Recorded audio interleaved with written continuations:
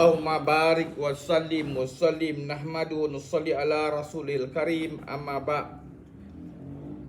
Sayyidina Abu Hurairah radhiyallahu an meriwayatkan bahawa Rasulullah SAW telah bersabda, sesiapa yang tidak berpuasa sehari pada bulan Ramadan tanpa keuzuran atau sakit, maka dia tidak akan dapat mengqada'kan puasa itu walaupun dia berpuasa seumur hidup, meskipun dia berkemampuan untuk melakukan sedemikian. Hadis riwayat Ahmad, Tirmizi, Abu Daud, Ibnu Majah dan lain-lain.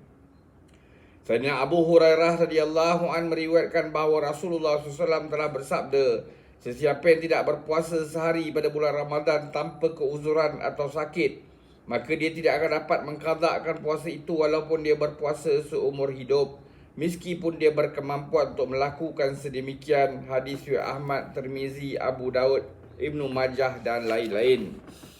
Berdasarkan hadis ini, setengah ulama antaranya termasuklah Sayyidina Ali radhiyallahu an dan lain-lain berpegang bahawa sesiapa yang meninggalkan puasa Ramadan tanpa uzur yang sah di sisi syarak tidak mungkin dapat mengqada'kan puasa itu walaupun dia berpuasa sepanjang hayat. Namun kebanyakan ahli fiqh berpendapat bahawa siapa yang memang tidak berpuasa pada hari Ramadan, maka setiap hari berpuasa, hari puasa ditinggalkan dapat diqada' dengan sehari berpuasa. Jika seorang itu telah mulai berpuasa pada hari itu tapi kemudiannya berbuka tanpa sebab, maka selain pada berpuasa sehari sebagai qada', dia juga kena berpuasa 2 bulan berturut-turut sebagai kafarah dan barulah dia terlepas pada tanggungjawabnya. Menurut mazhab Syafi'i, orang yang berbuka puasa Ramadan dengan sengaja hanya wajib mengqada' puasanya tanpa kafarah. Kafarah puasa 2 bulan berturut-turut hanya diwajibkan ke atas orang lelaki yang batalkan puasa Ramadannya dengan berjima' secara sengaja. Walau bagaimanapun keberkatan dan fadilat yang terdapat dalam bulan Ramadan tidak mungkin akan didapati. Inilah maksud hadis di atas, iaitu dia tidak akan mendapat keberkatan berpuasa yang didapati dalam Ramadan. Semua perbincangan di atas untuk siapa yang mengqada' puasa selepas Ramadan, sekiranya memang seorang itu tidak berpuasa langsung sebagaimana keadaan setengah orang fasik pada zaman ini, maka tidak perlu dipersoalkan lagi tentang kesesatannya. Puasa adalah satu rukun pada rukun-rukun Islam. Rasulullah SAW telah bersabda bahawa Islam telah diasaskan di atas 5 perkara.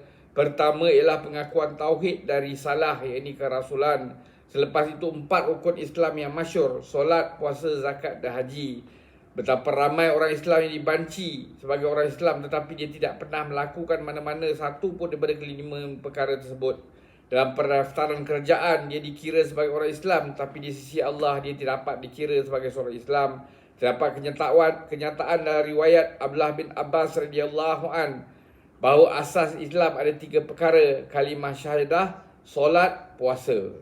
Semoga Allah dengan keberkatan hamba-hambanya yang taat memberi taufik kepada saya juga, kerana sayalah antara hamba yang paling banyak kekurangan. Saya berpendapat 10 hadis sudah cukup untuk bahagian pertama ini. Sebenarnya 1 hadis pun sudah memadai untuk orang yang taat. Ini kan pula 10 hadis. Untuk orang yang tidak ingin taat, sebanyak mana ditulis pun adalah tidak berguna. Semoga Allah SWT memberi taufik pada semua orang Islam untuk beramal. Semoga Allah Ta'ala bagi taufik untuk kita ambil iktibar, amalkan dan sampaikan. Subhanallah wa bihamdi, subhanakallahumma bihamdika, asyhadu an la ilaha illa anta, astaghfiruka wa atubu ilaik. Subhana rabbika rabbil izzati amma yasifun, wa salamun al mursalin, alhamdulillahi rabbil alamin. Taqabbalallah.